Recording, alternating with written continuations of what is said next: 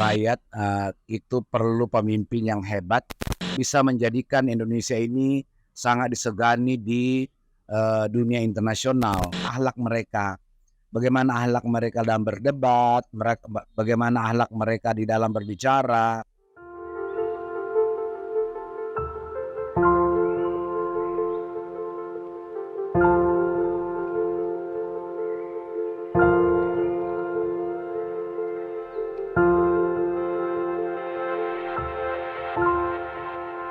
Assalamualaikum warahmatullahi wabarakatuh. Ketemu lagi dengan saya Muhammad Arafah Kube di channel YouTube saya. Kali ini saya akan mengomentari terkait dengan debat Capres ketiga yang kemarin yang berlangsung di hari Minggu tanggal 7 Januari 2024 yang kita bisa saksikan bersama.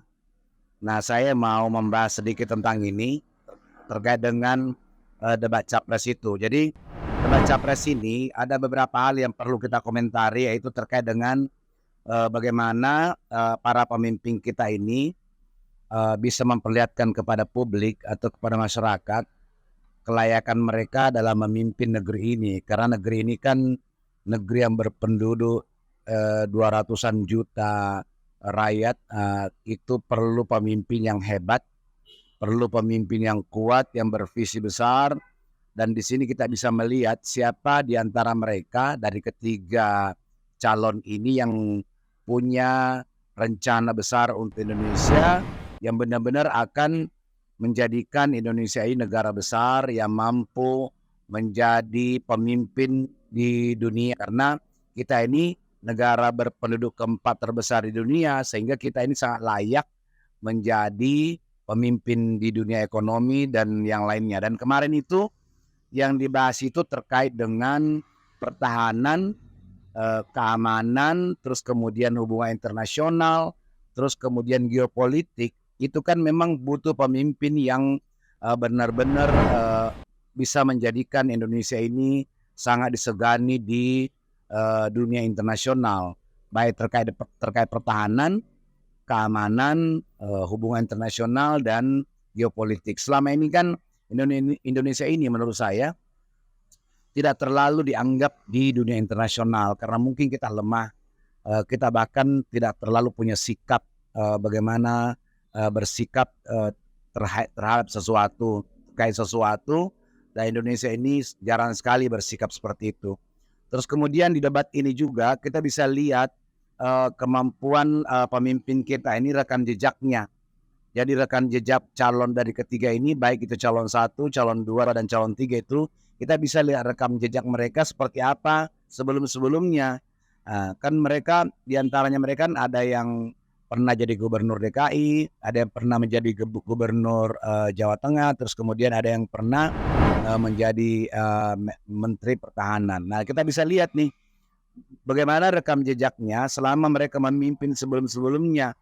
Apakah rakyat bisa melihat siapa di antara ketiga calon ini yang punya kelayakan atau sukses dalam memimpin di jabatannya masing-masing tersebut.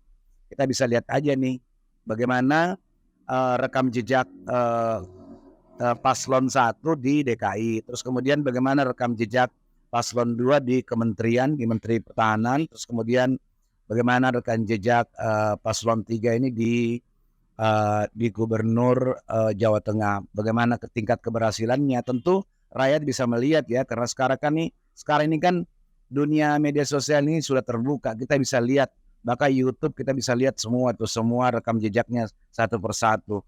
Terus kemudian hal yang lain yang kita bisa lihat itu, kita juga bisa melihat bagaimana akhlak mereka dalam berdebat, bagaimana akhlak mereka di dalam berbicara, bagaimana kemampuan mereka bisa menjadi pemimpin yang bijaksana. Tentu seorang pemimpin itu ya tentu orang-orangnya harus sangat bijaksana, harus sangat sabar. Tentu pemimpin itu harus mudah dikritik ya, tidak gampang emosi kalau dikritik.